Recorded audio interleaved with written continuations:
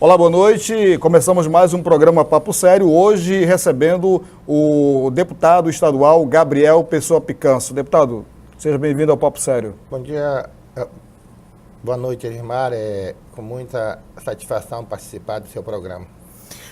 Gabriel Picanço, 62 anos, natural de Rio Inhamundá, município de Oriximiná, no estado do Pará. Espocabode, né? Isso. Quem nasce em Oriximiná. É. Empresário, chegou a Roraima em 1980, portanto, completando aí 36 anos de Roraima. Fixou residência no município de São Luís do Anauá e hoje é deputado estadual no segundo mandato. Deputado, o que foi que fez com que o senhor escolhesse Roraima para morar? Olha, acho que foi a necessidade, né, de oportunidade de trabalhar. E Roraima eu conheci por uma casualidade. E quando eu cheguei em Roraima, e eu me encantei por Roraima, e aqui eu decidi ficar. Cheguei na década de 80 e naquele tempo estava tendo uma migração muito forte dos outros estados brasileiros, e São Luís do Anauá foi a terra que eu escolhi para ficar. E lá nós trabalhamos, nós fomos para o ramo da comércio, compra de material, produtos, arroz, milho, castanha. E depois tivemos a grata satisfação de ser empresário da construção civil. Nós temos uma empresa de construção civil, do ramo de construção civil, que construímos em 84, 85 e até hoje ela está, digamos, na atividade. Só que com diferencial, que depois de eu me eleger deputado estadual, os ritmos desaceleraram por causa do trabalho, né? Por causa do cargo, que a nossa empresa praticamente ela está paralisada. E aí, como diz o finado meu pai, enveredei por rumo da política, convidado pelo então ex-prefeito Iradilson Sampaio, que me fez um convite e nós fomos para a disputa em 2010 e tivemos a felicidade de ser o terceiro deputado mais votado da nossa coligação. E partimos para a reeleição em 2014 e tivemos também a oportunidade de ser o segundo da nossa coligação. Então crescemos, graças a Deus, politicamente no estado, e por onde a gente passa, Elismar, nesse estado, graças a Deus a gente deixa um pouquinho das nossas sementes, da lealdade, de construindo amizade, fazendo o diferencial para ajudar e para dar oportunidade àquelas pessoas que procuram a gente. Então eu tenho comigo, dentro do meu coração, dentro da meu jeito de viver, sempre dar mão àquelas pessoas que nos procuram, uma palavra amiga, com uma oportunidade, com influência da gente, quanto amigo, quanto detentor do poder, a gente pode ajudar, a gente ter a oportunidade de estar diminuindo o sofrimento de muitas e muitas pessoas nesse estado. E é por isso que eu estou hoje no segundo mandato de deputado estadual. Deputado, nesse mandato e meio que o senhor está exercendo, quais foram os projetos e indicações que o senhor possa destacar, que o senhor tenha conseguido até agora? Eu tive a felicidade, graças a Deus, de ser um dos poucos deputados estaduais desses dois mandatos que eu tenho, que fez projetos, parece, Elismar, que não são de grande influência, mas são de grande, digamos, relevância. Mas é só você pensar, você analisar, é de grande relevância assim para o estado. Olha só, vou elencar, nós fizemos o projeto da AFER, que era a Agência de Fomento do Estado, que tinha dívidas contraídas há mais de 20 anos, está entendendo? Então, essas dívidas, elas tiveram várias vezes mudança de moeda, tiveram correções, inflações grandes, né, gritantes, e essas dívidas cresceram. Dá só um exemplo. Uma dívida de 10 mil reais, ela chegou a 30, 40, 50 mil reais, está entendendo? Dívidas contraídas há uns 20, 30 anos atrás, pelo antigo Ban Roraima, que era de 5, 10 mil, hoje estão em 100, 200 mil reais. E nós fizemos, tanto para o Baner, para a FER, quanto do Baner, nós fizemos emenda na lei de criação deles, que aquelas dívidas contraídas a esses anos, nós tirássemos todos os juros e a correção monetária. Por quê? Tinha muitas demandas judiciais aí, e essas pessoas estavam com os bens penhorados e não podiam pagar porque o bem valia menos do que o valor da dívida, tá entendendo? E estava impedida de trabalhar, os seus nomes envolvidos no SPC, no Serasa e nas instituições financeiras, eles estavam praticamente pessoas inércias para a sociedade, que eles não tinham como movimentar, como trabalhar, porque os seus nomes eles estavam todos envolvidos no sistema de proteção ao crédito. O senhor está falando da Lei 1038/2016. Ela abrange os dois, então, o Bané e a são AFER? São duas leis. Ah, tá. São duas leis, a da AFER é uma e a do Bané é outra. Mas é o mesmo sentido, né? Sentido, o mesmo benefício, uma traz para a outra. Eu encontrei uma senhora semana passada, que eu nem conheço ela me cumprimentou e disse: deputado, parabéns, eu não conhecia o senhor. E vou lhe dizer uma coisa, você sou eleitor eternamente. Eu tinha uma dívida do antigo Bané, e essa dívida era mais de 200 mil reais, e eu fui negociar, para minha surpresa, não sabia que era a emenda, era essa emenda na lei, e eu paguei 22 mil reais. Então, estou livre, diz o meu terreno, o terreno dela, ela dizendo, o meu terreno que era ali, perto da Fundação Bradesco, não valia, digamos, 200 mil. A minha dívida passava de 200 mil, eu não podia pagar nunca. Agora eu paguei e tudo de parabenizado. E assim tem muitos lotes, mas no interior do estado. Muitos e muitos lotes de pequenos agricultores. Eu não sei se você se lembra, quando o governador Tomara era governador, ele andou financiando várias matrizes, né, para o colono. E o colono, ele deixou de pagar porque em 2010, na campanha de 2010, então, o governador Anchieta, na época, andou mandando dizer para as pessoas que anistiar as dívidas, mas só que ele não anistiou, e as pessoas deixaram de pagar, e as parcelas foram... Esperando a anistia Esperando a anistia. Chegou. Ele não mandou para a Assembleia, naquele tempo, a lei para anistiar, e as dívidas eles ficaram em possibilidade de pagar.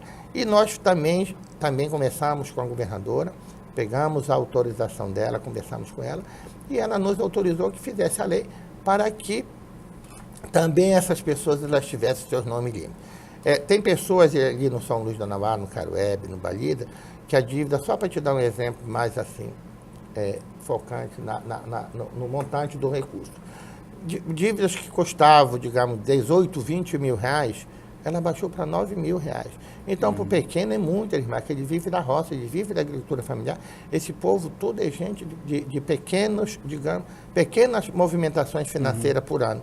Então, para eles foi muito bom, para o Estado foi bom, que arrecadou dinheiro, está reinvestindo, e para o Estado foi melhor ainda em termos legais, porque as pessoas estão livres para fazer contrair novos empréstimos. Tá certo.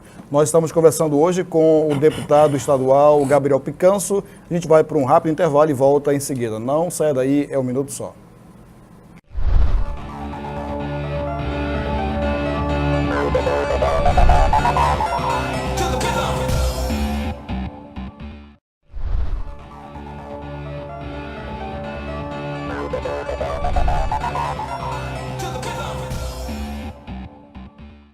Nós voltamos com o programa Papo Sério, hoje recebendo o deputado estadual Gabriel Picanço. Deputado, a gente falava no bloco anterior sobre essa questão da renegociação das dívidas do Bané. E agora eu queria que o senhor falasse um pouco sobre a relevância dessa lei da ADER. Olha, a lei da ADER ela vai trazer um grande incentivo ao pequeno produtor, aquele produtor da agricultura familiar. Porque na lei anterior, ela diz o seguinte, que o pequeno, seja pequeno ou grande, uma cabeça de galinha, como é chamado, um porco ou um carneiro, ele tem que pagar a guia de transporte animal, que custa R$ 22,80, se não salvo me engano, uma coisa assim, para transportar. E quando não paga, ele é multado e tem que pagar. E seu animal, sua ave é apreendida. E com essa lei, nós fizemos o seguinte, transporte de gado para manejo de pastagem. O que é manejo de pastagem? Eu tenho um terreno aqui, você tem um no final da vicinal, o meu terreno, o pasto acabou, eu alugo o seu para levar meu gado dentro do próprio município. aí eu tenho que pagar a guia de transporte animal. Não, isenta também. Então, nós isentamos até 50 cabeças de galinha, 10 porcos, 10 carneiros transportados em um só carro. 10 porcos no carro, 10 carneiros no e 50 aves na outra. E transporte do gado para manejo de pastagem isento de uma cabeça a 100 mil, 200 mil cabeças. Isso dentro do próprio estado? Dentro do próprio município. Ah, tá, dentro município. do próprio município. Então vai ser um ganho muito grande para as pessoas, porque as pessoas elas vão deixar de estar com aquela preocupação. Vem um final de semana para fazer um determinado pagamento, ou para trazer um determinado animal, até para o consumo da sua família. E se não tiver a guia de transporte animal paga, ele não pode trazer, tem que esperar segunda-feira para vir fazer todo aquele protocolo, pagar e trazer. Então, eu acredito que é uma das melhores leis que nós já conseguimos aprovar na Assembleia Legislativa também, porque vai envolver tudo, vai envolver o campo todo. E é do campo que a gente precisa, do campo o campo que vai nos trazer uma musculatura assim, econômica grande. Se não for o campo, Elismar, é muito difícil, então nós temos que apostar e ajudar o homem do campo para que ele diminua os seus problemas, junto com as leis ambientais, junto com essas leis que elas foram criadas, sem muito pensar naquele que está lá no final da vicinagem. Deputado, o senhor começou na política na bancada de oposição ao governo da época e hoje já é aliado da base aliada do governo na Assembleia Legislativa. Como é que foi essa experiência pertencer aos dois lados da moeda? Olha, deixa eu te contar uma coisa. Hoje o governo é nosso, nós que ajudamos a eleger. O Gabriel não foi para a base aliada. O Gabriel construiu, ganhamos as eleições. Continua do mesmo lado, né? O governador da Sueli continua do mesmo lado. São duas coisas diferentes, Elismar. Da oposição você cobra muito. Na situação eu também cobro, Elismar, muito. Infelizmente a gente não tem aquele sucesso que nós pensávamos que nós termos da base do governo, por ser da base do governo, nós fosse ter. Mas eu entendo muito bem, o povo de Roraima tem que entender também. A governadora Sueli está pagando um pecado que não é dela. Ela está pagando um pecado de receber uma herança muito grande de dívidas, o Estado sabe, o povo do Estado sabe, e isso veio acarretar na desaprovação do governo dela, veio acarretar, porque foram muitas dívidas para pagar. Teve essa crise mundial e nacional, que também diminuiu o orçamento do Estado. Mas são lutas. Agora, por um lado, eu tenho, graças a Deus, eu tenho feito mais, Olha, tem um projeto nosso lá na Assembleia Legislativa, que deve ser aprovado esse mês ainda, que é um dos projetos de grande relevância. Nós vamos acabar com aquele terrorismo dos órgãos ambientais estarem na porta do colono, daquela pessoa que tem até 400 hectares. Eu fiz uma emenda na lei que o governo do Estado, quando for dar o título definitivo, que nós vamos dar até dezembro, se Deus quiser, vamos dar os títulos definitivos desse Estado, já vai acompanhando a licenciamento ambiental. Já vai acompanhando, digamos, quem tem 3 municípios que já é 50%, porque já atingiram a meta do desmatamento. Então, mas nós vamos, em todos os municípios, nós vamos dizer, tu tem 1.000 hectares de terras, o governo do Estado tem 800 hectares de terra, o governo do Estado, ou 1.000 ou 400, o governo do Estado vai dar o seu título, já vai o licenciamento ambiental permitido por lei. Se o zoneamento econômico e ecológico for agora concretizado esse ano, até dezembro, já vai licenciamento ambiental de 50% da sua terra para você desmatar, você plantar, dependendo, não importa se tu vai desmatar esse ano, no ano que vem, ou daqui a 10 anos. Certo que o seu licenciamento ambiental você vai receber juntamente com o título, não precisa você se preocupar com o IBAMA, com a FEMAR, com ninguém, com os órgãos ambientais, você tem que se preocupar só em produzir. Então, isso eu acho que é um grande avanço para um Estado que ele está começando e vai começar a titular suas terras, vai desembaraçar. Você sabe que o pequeno, ele vem lá do campo, ele não conhece o sistema dos órgãos ambientais, tanto da FEMAR quanto do IBAMA. E muitas vezes eles não são bem atendidos e eles voltam para os seus municípios e cometem crimes ambientais porque as pessoas também não atendem eles devidamente como eles mereciam ser atendidos. Orientar orientar. E por isso que tem essa fábrica de multa. E você tem que entender, Ismar, o seguinte, o estado de Roraima, quando na década de 80, eu não sei se você já estava aqui, mas na década de 80 o estado era promissor, a agricultura era ponchante, a agricultura familiar, todo mundo vivia bem, graças a Deus, de barriga cheia, vendendo, tinha o seu capilézinho, como diz o meu amigo Brito. Mas, da década do final dos anos 90 para cá, infelizmente, saiu os técnicos do governo estadual, governo federal, que naquele tempo era território, saíram do campo e entrou os órgãos ambientais. Os órgãos ambientais, eles travaram o estado. Eles travaram porque ninguém pode produzir. E quem mora lá no lote, não existe viver se não for da agricultura. Não existe viver sem derrubar, não existe viver sem desmatar, sem arar e sem gradear uma terra. E por isso que o estado está nessa calamidade de desenvolvimento, porque os órgãos ambientais maltrataram muito. Mas a partir dessa lei, eu tenho fé em Deus, que nós vamos começar a dar assistir, e o estado ele vai se soltar economicamente, todo mundo vai ter a sua roçazinha, vai ter sua mandioca, vai ter seu milho, vai ter seu arroz plantado, sem precisar vir nenhum dia aqui, e sem também o IBAMA, o CMBio, e a FEMAR está lá também dizendo, você cometeu o crime ambiental. O produtor, para os órgãos ambientais, o produtor ele é considerado criminoso. Isso é pecado, isso é ruim. O produtor está lá e que planta para nós comermos, aqui na cidade. É verdade. Lá é que cria a galinha, lá é que planta a mandioca, lá é que traz o milho, lá é que traz a banana. Então ele tem que ser tratado com carinho. Ele não pode ser tratado como criminoso, porque ele está lá simplesmente sobrevivendo aonde o governo federal e o governo estadual implantou ele. Lá ele não foi invadir, não. Lá são programas de governo do Estado, do governo federal, que implantaram ele. Como que eu sou seu filho, você me coloca, me ensina uma determinada meio de vida para mim viver, você me traz oportunidade e depois... Coloca as dificuldades, né? Depois você vai dizer com 10, 20 anos, meu filho, mas não fiz isso, me ensinei. O que é isso? O governo federal ele tem que ter a responsabilidade que o IBAMA, o CMBio, são órgãos do governo federal.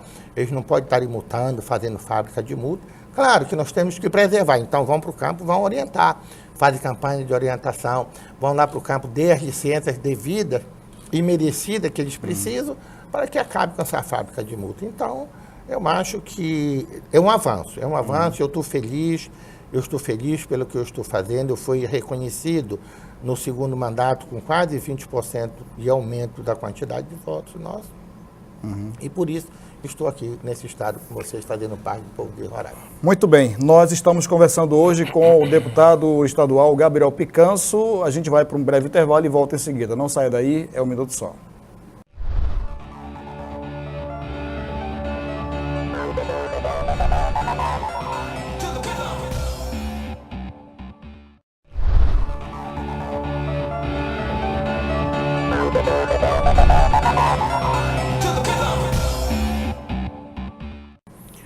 Nós voltamos com o programa Papo Sério, hoje recebendo o deputado estadual Gabriel Picanço. Deputado, quando o senhor estava quando era deputado de oposição, né, o senhor continuou do mesmo lado, o senhor explicou no bloco anterior, o senhor, uma das grandes preocupações suas era em relação aos atrasos que o governo vinha submetendo o pagamento dos fornecedores, dos empresários que trabalham com o governo. E aí, algumas faturas que chegavam primeiro acabavam indo para o final da fila. Então, o senhor propôs uma lei, né, um projeto que hoje é lei, já foi sancionado, para que obriga o governo a pagar as faturas na ordem em que dão entrada na Cefaz, né? O que foi que o senhor tem acompanhado atualmente, como é que está o cumprimento dessa lei, o que foi que mudou daquela época para cá? Deixa eu te dizer, Ismar, essa lei ela foi aprovada, sim, mas infelizmente a Assembleia Legislativa, o governador na época, determinou que eles anulassem a lei. Foi feita uma sessão extraordinária, eles anularam, mas aí o Ministério Público e o Tribunal de Justiça, muito bem, digamos assim, sempre cuidando do geral, cuidando, e na Constituição Federal diz o seguinte, que toda fatura para você, todo contrato que você faz com os órgãos públicos, seja ele qual for, o seu recebimento ele tem que ser por ordem cronológica. O que se implantava no estado de Roraima? era aquela dificuldade de você receber. Eu sou empresário há 30 anos, quase empresário. Você recebeu uma fatura, aí você tem que pedir para A, para B, para C, para ele liberar essa fatura. Você não pode. O governo, o município, a União, o Estado, eles têm que ser parceiros, Elismar. Ele não pode ser o pai de ninguém, ele não pode ser o maior de ninguém, tem que ser parceiro dos empresários, porque senão ele não sobrevive. Não o governo anda, nem as empresas vivem. E eu preocupado com essas coisas naquele tempo, você se lembra, que você fazia parte lá da Assembleia Legislativa, o governo tinha emprestado 1 bilhão e 100 milhões do Estado, que é muito dinheiro. 1 bilhão e 500 milhões para o Estado para fazer infraestrutura. E mais 604 milhões para a SER pagar o seu endividamento para que ela pudesse ser acampada pelo governo federal. E eu preocupado com isso, tanto dinheiro, fora o orçamento do Estado, fora o dinheiro que vinha, que é mais ou menos equilibrado no valor de hoje por causa dessa grande inflação que teve, essa grande perca de arrecadação. E preocupado com aquilo, nós fizemos a lei, foi aprovada na Assembleia Legislativa, e o governo, infelizmente, mandou anular, mas hoje ela é vigiada também pelos órgãos de controle. Eu acredito que foi uma grande aquisição para o mundo empresarial. O mundo empresarial, sempre eu defendo que o mundo empresarial é o gigante de qualquer nação. Ele é o gigante de qualquer nação e ele tem que ser bem tratado. Se ele não for bem tratado, o país, o Estado, o município não anda... Prospera, né? Não prospera. É quem gera renda, gera emprego, né? Quem gera renda e gera impostos. Quem gera impostos, muitos e muitos impostos nas diversas esferas do Estado e da nação. Tá entendendo? Então, é um empresariado que tem que ser bem tratado. Eu primo que trate bem o empresariado, porque ele, assim, fará qualquer nação a maior gigante de qualquer outro hemisfério. Deputado, uma das suas bandeiras também era a questão da Casa do Estudante. O senhor disse que iria fazer indicações para que a casa fosse reaberta para abrigar os estudantes que vêm do interior. Como é que está essa questão? Olha, na Casa do Estudante eu fiz indicações no primeiro mandato e te confesso que eu não fiz indicação no governo da governadora Sueli ainda, mas já estamos elaborando, vamos conversar com o secretário de Educação e com a mesma governadora. Deixa eu te dizer alguma coisa, Elismar, precisa aquela Casa do Estudante, o governo reabrir ela, sendo do governo, porque tem matérias no interior, algumas pessoas dizem, mas tem o UER no interior, mas não tem todas as matérias que, digamos, que a pessoa quer fazer, não tem todas as áreas, então a Casa do Estudante para abrigar aquele filho daquele colono que está no campo, filho do indígena, que não tem onde ficar, que quer fazer uma faculdade. Eu acho que a Casa do Estudante tem seu fim, sim, positivo tem. E nós vamos conversar com a governadora esse final de ano ainda, para ver se a gente tem condições, se o Estado tem condições de revitalizar aquela casa, cuidar dela, é um patrimônio do Estado, para servir aquelas pessoas que delas precisam. E eu acho o seguinte, a luta não terminou, a bandeira é sim fazer uma educação para todos, trazer o povo, aquelas pessoas que querem trabalhar, querem estudar, aquelas que querem estudar, que estão no interior, que os seus pais não têm condições de pagar aluguel e se manter aqui, que o governo dê a casa do estudante para ele ficar lá de graça, que é sim um investimento. A educação é investimento em qualquer nação do mundo, é investimento. Um povo educado, um povo bem cuidado, o país é feliz. Deputado, a Assembleia está discutindo agora a questão da Lei Orçamentária Anual 2017. O senhor já decidiu para onde é que vão as suas emendas? Mas já tenho está decidido, falta só finalizar.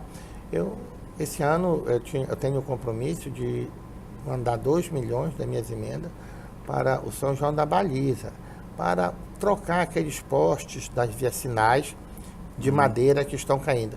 Lá já matou animais como cavalo, boi, já matou gente, e os postes estão caindo, Elismar, e o governo do Estado não tem, digamos assim, recursos destinados para a eletrificação rural. Já conversei com a governadora Sueli Campos, já conversamos no ano de 2015 para 2016, Esse ano minhas emendas elas estão sendo utilizadas lá em São Luís do Anauá. Vai dar para trocar todos os postos das vicinais e o ano que vem vai dar para trocar de São João da Baliza, porque nós precisamos dar atenção para aquelas pessoas que estão lá nos campos. Em 2014, se eu não me engano, 2014, você deve saber disso, na vicinal 34 lá de São João da Baliza, caiu um fio em cima de um posto de alunos que parece que uma pessoa e andou ferindo outras pessoas. Então, para que a gente evite isso aí, eu tenho focado muito para que a gente troque a iluminação, tá bom? Muito bem, nós conversamos hoje com o deputado Gabriel Picanço. Queria agradecer a sua presença e dizer que o programa está de portas abertas, TV Ativa, para quando você tiver mais novidades, vem aqui contar para a gente. Obrigado, eu tenho fé em Deus que Deus vai iluminar nós todos, o Estado todo, para que a gente possa, na próxima oportunidade, trazer melhores notícias para a sociedade, que vai dar, digamos assim, uma musculatura para que esse Estado comece a andar com as próprias pernas. Obrigado.